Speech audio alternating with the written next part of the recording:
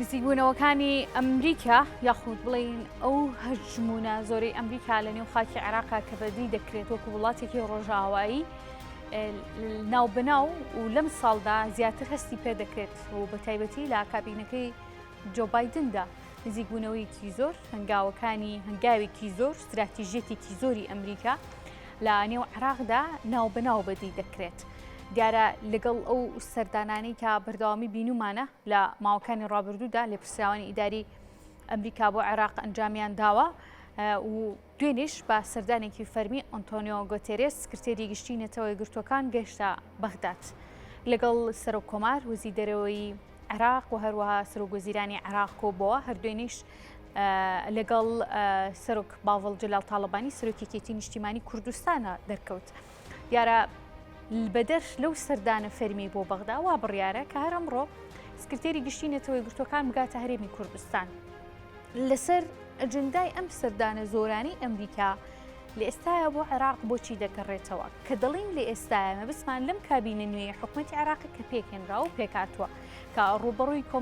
کۆمەڵێک لە ئالانگاری کۆمەڵێک لە کێشە بۆتەوە ئەم کابینەیە ئەمریکا چۆن دەیەوێت دەستی هەبێت لا چارەسەرکردی کێشەکان و لێ نزیککردنەوەی حکوومەتی هەرێم و ناوەند بۆ چارەسەری و کێشانی کە هەیە. بۆ زانیاری خودت بۆ گفتوگوی زیاتر لەسەر بابەتە لەگەڵ بەڕێز محەممەد نسرەدین وەکو چاودێرێکی سیاسی لە کەرکووکەوە میانمان دەبێت زیاتر تشکەخینی سەر بابەتەکە و گفتوگە لەگەڵەوەدا دەکەین کاک محەممەد زۆر سپاس بۆ ئامادەبوونت سەرنجتان چییە لەسەر ئەو سەردانەی سکرتێری گشتی نەتەوەی گرتوەکان بۆ عێراق لە نێوشانە هەرێمی کوردستان. سپاس بۆ بەڕێزت بۆم دەرفەتە دیارە ئەم سەردانەی سکرتێری گشتی نەتەوەی گرتوەکان دوای 6 ساڵ لە دوایین سەردانی دێ دوایین سەردانی سکرتێری گشتی نەتەوەی گرتوەکان بۆ عێراق لە 31 سەی 2017 بووە. ئەم ماوە زۆرەی دابڕان یاخۆت نەبوونی سەردان نەکردن و نەبینی ڕۆڵێکی گەورەی نەتەوەی گرتووە لە ناو عێراقدا ڕەنگە بۆ هەندێک هۆکاری دەرەکی و هەندێک هۆکاری ناوخۆیش بگەڕێتەوە. یعنی ڕەنگە دوایین سەردان کە لە 2017 دەکرا پەیوەست بوو بەوەی کە دوای قۆناغی شەڕی داعش بوو عێراق ئاوارەیەکی زۆری تێبوو کە ئێمە دەزانین ڕۆڵی سەرەکی نەتەوەی گرتوەکان لەوەیە هاوکاریکردنی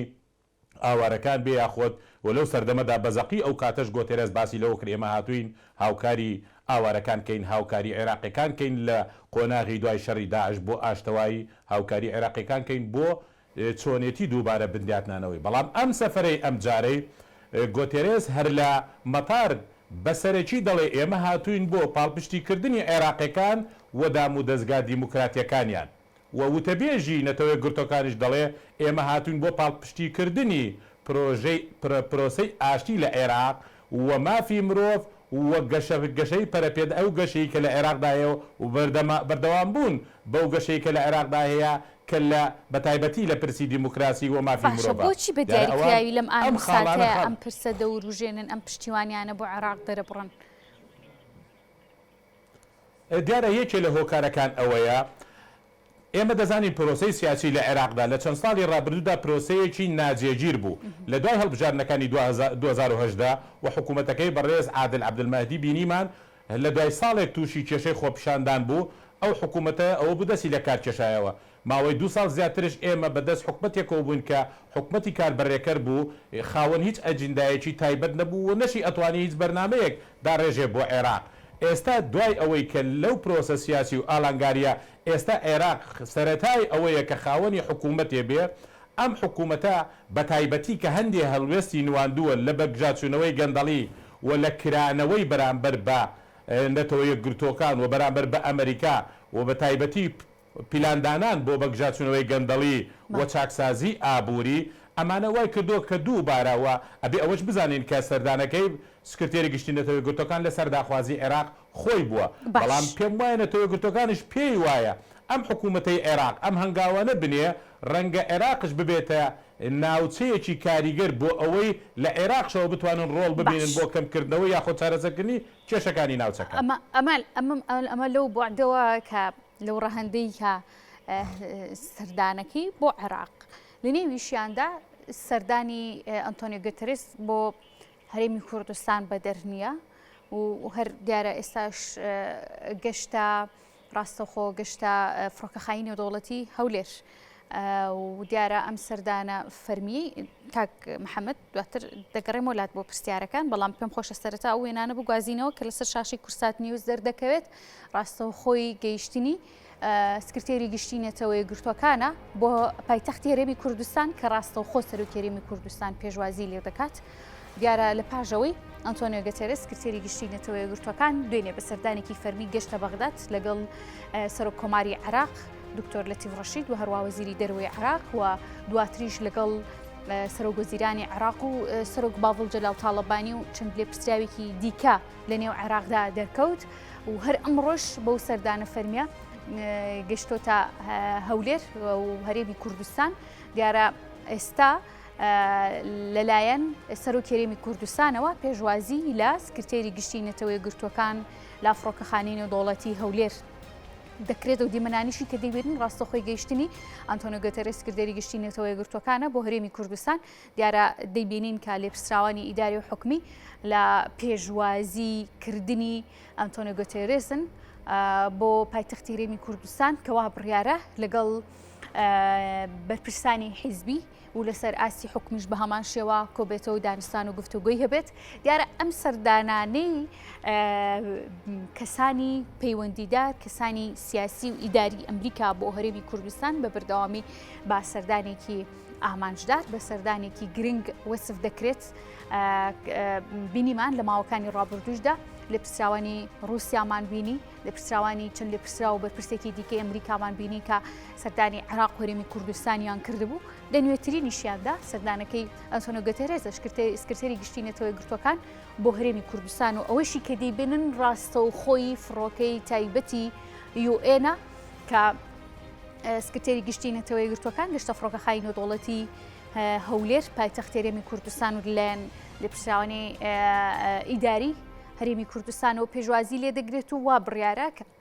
نێچیروان بارزانی سەرۆکی هەرێمی کوردستان بە فەرمی خۆی پێشوازی لێ بکات.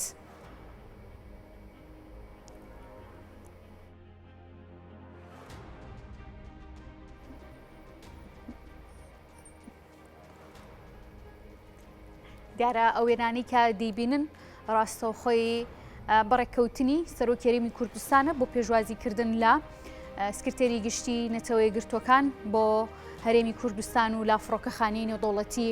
هەولێر پێشوازی لێ دەکرێت لەلایەن سەرۆکی هەرێمی کوردستانەوە دیارە ئەوە ساتی گەیشتنی و بینینی ئەنتۆنیۆ گەتێرێز و هەروەها نێچیروان بارزانی نێچیروان بارزانی سەرۆکی هەرێمی کوردستانە دیارە بەدەر لە نێچیروان بارزانی لە پرسراوانی دیکەی هەرێمی کوردستانیش بە هەمان شێوە وەستاون بۆ پێشوازیکردن لە سکرتێری گشتی نێتەوەی گرتوەکان و بڕیارە ئەنتۆنیۆ گەتێرێس بەدەر لە سەرۆکی هەرێمی کوردستان لەگەڵ سەرۆکی حکومەت و هەروە لەگەڵ جێگیری سەرۆکی حکومەتی هەرێمی کوردستانیشدا کۆبوونەوە و گفتوگۆی هەبێت ئەم سەردانە بە سەردانێکی گرنگ وەسف دەکرێت هەم بۆ عێراق هەم بۆ هەرێمی کوردستان دیارە هەژمونێکی سیاسی و ئیداری ئەمریکا لە نێو عێراقدا بەدی دەکرێت ئەم هەژمونە سیاسیش بە هەژمونێکی گرنگ وەسف دەکرێت بۆ هەرێمی کوردستان ئەوەی کە دەیبینن لە پرسراوانی ئیداری و حکمی هەرێمی کوردستانن کا پێشوازی لە سەرۆکی یاخود لە سکرتێری گشتی نێتەوەی گرتوەکان دەکەن کە بە سەردانێکی فەرمی گەشتۆتە هەرێمی کوردستان لەلایەن نێچیروان بارزانی سەرۆکی هەرێمی کوردستانەوە پێشوازی لێ دەکرێت دیارە دوێنێ بە سەردانێکی فەرمی گەشتە بەغداد و ئەمڕۆژ بەو سەر لە درێژەی سەردانەکەیدا گەشتە هەرێمی کوردستان و هەولێری پایتەخت بۆ ئەم بابەتە گفتوگۆکانم لەگەڵ بەڕێز محەممەد نسرەدین درێژە پێدەدەم کاک محەممەد بینیمان هیوادارم جەنابیش بینی بێتت کە سکرتێری گشتی نێتەوەی گرتوەکان گەشتە هەرێمی کوردستان لەلایەن سەرۆکی هەرێمی کوردستانەوە پێشوازی لێکرا سەردانەکەی گۆتەرێز بۆ هەرێمی کوردستان چه گرنگێکی هەیە؟ دیارە سەردانەکەی گۆتەرێز بۆ هەرێم لەسەر دوو ئاست گرنگی ئەبێ و پەیامی پێیە یەکێکیان تایبەت ئەبێ بە پەیوەندی نێوان هەرێم و حکوومەتی ناوان و بەشێکشی پەیوەست و پەیوەند ئەبێ بە پرسە ناوخۆیەکانی هەرێم و ڕەنگە ئەوەی بەڕێزت باست کرد لە گرنگی ئەم سەردانە بەشێکی ئەوە بێ ڕاستە زۆر لایەن وڵاتی زلهێز لە ئەمریکی لە رووسیەکانمان بینی سەردانی عێراقیانە کرد بۆ سەردانەکەی گۆتێرێز جیاوازە لەبەر هەر وڵاتێک کاتێک کە سەردانی عێراق دەکات دەیەوێت پەیوەندیەکانی لەگەڵ عێراقا ڕێکا بە شێوەیە بەرژەوەندی ئابوووریەکانی بپارێزێ بەرژەوەندی سیاسەکانی بپارێزێ بەرژەوەندی خۆی بپارێزێ لەگەڵ حکوومەتی عێراق بەڵام ئەوەی کە گۆتێرێز لەوان جیا دەکاتە ئەوەی ئەوان هاتوون لە چوارچێوەی ئەم سیستەمە دیموکراتیکە ئەوان قەنەعەتیان پێە هاوکاری عێراقیەکان بن و بۆ هەرێمش ئەوان لە چوارچێوەی ئەو پرۆسە دیموکراسیە و لە چوارچێوەی مافی مرۆڤ و پارێزگاریکردن لە ئاشتەوایی دێن یارمەتی هەرێم دەدەن و پێشنیارش بۆ هەرێم دەکەن بۆیە من پێم وایە ڕۆڵی نەتەوەی گرتوەکان گرنگتر و جیاوازترە لە ڕۆی لایەن سیاسەکان یا وڵاتە سیاسەکان کە سەردانی دەکەن و پەیوەست بەوەی سەردانی گۆتێرێز بۆ ئەو بەشەی کە پەیوەستە لە پەیوەندیەکانی نێوان حکوومەتی بەغدا و حکوومەتی هەرێم کاتێک کە گۆتێرێز خۆی دەڵێ من ئێمە هاتوین هاوکاری شەعبی عێراق بین دیارە مەبەستی بە هەموو پێکاتە عێراقیەکانە بەڵام ئەوەش دەڵێ پاڵپشتی دام و دەستگا دیموکراتیەکانی عێراق دەکەین ڕەنگە یەکێ لە ئەو کارەکانی ئەوەی کە ئەم سەردانە کرابێ ئەوان پێیان وایە ئێستا دام و دەستگاکانی عێراق ئەوەی کە لە ئەنجامی ئەم هەڵبژاردنەی ئاخیر بووە دەتوانن ڕۆڵ ببینن و ئەوانش دەتوانن هاوکاریان بن لەم قۆناغە عێراق بە بارودۆخێکی قورسی دراوەکەیدا تێپەڕ دەبێت و محەممەد شیع سوودانی سەرۆکگەزیرانی عێراق هەر لە سەرەتای دەست بەکاربوونی و ڕوبەڕووی کۆمەڵێک ئالانگاری بووە جۆرێک لە ناتەبایی و لێکدووری لە نێوان هەرێمی کوردستان و ناوەندا بەدەی دەکرێت دەمێ بزانم یعنی ئێوە پێتان وایە کە لە ڕێگەی ئەم سەردانانی بەرپرسانی ئەمریکاوە بۆ هەرێم و بۆ ناوەند ئەو کێشانە چارەسەر بکرێت کە لە نێوان هەرێمی کوردستان و ناوەندایە گرنگی ئەم لێک نزیکبوونەوەی هەرێم و ناوەند بۆ ئەمریکا چییە؟ دیارە کە ئەو کێشانەی کە حکوومەتەکەی محەممەد شیع سوودانی ئێستا هەیەی لە بابەتی دراو کێشەکە تەکنیکیە ئەوەندەی ئابووری نییە یعنی عێراق بێپارە نییە عێراق لە مێژووی عێراقدا ئەوەی ئێستا پارەیە دەجینە بۆ بەڵام کێشە لەوەیە ئەیانەوێت ڕێگەل لەو فەسادە بگرن لەو بە هەدەردانی سەروەت و سامانی عێراق و دەرچوونە دەرەوە بگرن من پێم وایە هەتا کاتێک کە باز لەوەش دەکەن پاڵپشتی دام و دەستگاکانی حکوومەت دەکەن چ ئەمریکیەکان و چ ئەمڕۆنەتەوە گرتوەکانش بەشێکیان لە پاڵپشتیکردنی حکوومەتەکەی محەممەد شیع سوودانیە بۆ ئەوەی بتوانێت ڕێگر بێت لە گەندەڵی وە بەڕاستیش محارەبەی گەندەڵی بکە ئەوەی کە ئێستا بەلای کە ئێمە دەڵێن نەتەوە گرتوەکان پارێزگاریکردن لە ئاشتی بەلایەوە گرنگە و پارێزگاریکردن لە دام و دەستگا دیموکراتیەکانش گرنگە ئەوان دەزانن بەڕێکەوتنی هەرێم و بەغدا بە نزیکبوونەوەی هەرێم و بەغدا ئاشتی و ئاشتەوایی لە عێراق باشتر دەپارێزرێ لە سەردەمی جۆ باید لە سەردەمی ترامپدا بینیمان کە تۆزێک دوودکەوتنەوەی هەژمون و هەیمەنەی ئەمریکا لە ناو عێراقدا کەم دەبوو لە نێو هەرێمی کوردستانیشدا بە هەمان شێوە بەڵام لەگەڵ هاتنی جۆ بایدن ئەمە پێچەوانە بووە ینی زوو دەرکەوتنی لێپرسراوانی ئیداری ئەمریکا لە نێو هەرێمی کوردستان و لە نێو عێراقی فیدراڵدا دەیانەوێت چ پەیامێک بگێنن هەم بە وڵاتانی ڕۆژاوە و لە وڵاتانی ڕۆژهەڵاتیش بە دیاریکراوی ئێران دیارە ئەولەویەتی ئیدارەکەی ترامپ جیاواز بوو ئەو سەرەکی و هەموو هەوڵ و توانەکانی ئەمریکای خڕ کردبوو لە محارەبەکردنی ئێران لە دوورخستنەوەی ئێران و ڕۆڵی ئێران لە ناوچەکە بەڵام ئیدارەکەی بایدن بە تەوازنتر زیاتر بە واقعیتر زیاتر سەیری کێشەکانی هەموو ناوچەکە ئەکا و بە تایبەتی ئێستا ئەوەی کەوا لە شەڕی ئۆکرانیا و رووسیا هەیە ئەوەش وای کردووە کە ئەمان هەوڵ بن ئەگەر لە وڵاتێکی وەکو عێراق کێشە هەبێ هاوکاری بن بۆی چارەسەری بکرێ پێش ئەوەی تەشەنە بکا ببێتە کێشەیەکی ئیزافی بۆ لەبەرەوە ئەوان ئێساس هەتا ئەم دوو ساڵی ئاخیر پێمان وایە شەڕی ئۆکرانیا ڕۆڵی خراپی بینی لەوەی کەوا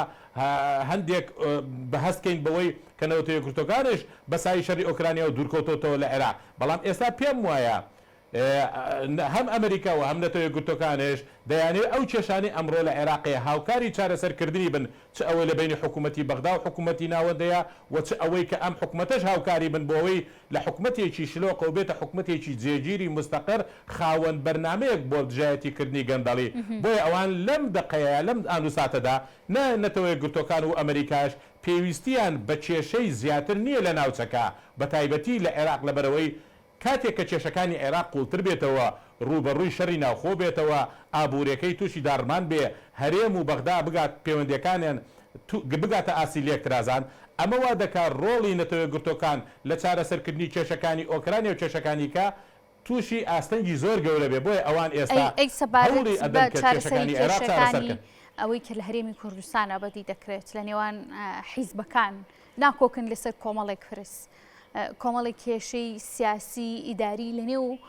ئەم حکوومەتەیە بەدی دەکرێت ئەوان چۆن دەتوانن ئەم لێک نزیک بوونەوەی لە نێو چارەسەریە لە نێو هەرێمی کوردستاندا بەدی بێنن گەر بکرێ بە کورتی سوپاس دەکەم دیارەکەوتمان ئەم پەیامی کە ئێستا کەسی یەکەمی نەتەوە گرتۆکان دێ ئەیگەیەنێ پێشووتر نوێنەری نەتەوە گرتۆکان یۆنامی بەلەسخات بەسەرکردە سیاسی کوردیەکانی وتووە ئەوان نایشارنەوە بەلای ئێمە پرۆسەی دیموکراسی لە ناو هەرێمی کوردستان گرنگە لە لای ئەوان مؤسساتە دیموکراسیەکان گرنگە کاتەڕۆڵێ بێت لە نزیک بوونەوەی یەکێتی و پارتی بە دیاریکراوی من یقینم هەیە کە ئەمڕۆ بە ئاشکرا بە هەموو ئەو کەسانەی کە لە دەسەڵاتی سیاسی کوردین پێیان دەڵێ زۆر گرنگە ئێوە دام و دەستگا دیموکراسیەکانتان بپارێزن بۆ ئێمە هاوکارتان بین زۆر گرنگە ئێوە هەڵبژاردن ئەنجام بدەن بۆی هاوکارتان بۆیە ڕۆڵی دەتەوە گرتۆکان لە چوارچێوەی دام و دەستگا دیموکراسیەکانە بۆیە ئەم ڕۆژ یەکێ لە داواکانیان ئەوە بێ دەبێت دام و دەستگا دیموکراسیەکان لە هەرێمی کوردستان شەرعیەت لە دەست نەدا و بچێتەوە سەر سکەی خۆی. بەڵێ بەڕێز محەممەد نسرەدین چاودێری سیاسی لە کەرکووک و کۆمیوان ئێمە بوو زۆر سپاس بۆ ئامادەبوونت.